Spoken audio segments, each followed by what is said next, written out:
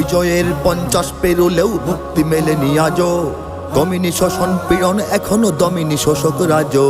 হে তরুণ তুমি ঘুমিও না, শেষ হয়নি তোমার কাজও। হে তরুণ তুমি ঘুমিও না, শেষ হয়নি তোমার কাজও। তুমি নতুন দিনের মুক্তি সেনানী, যুদ্ধের সাজে সাজো।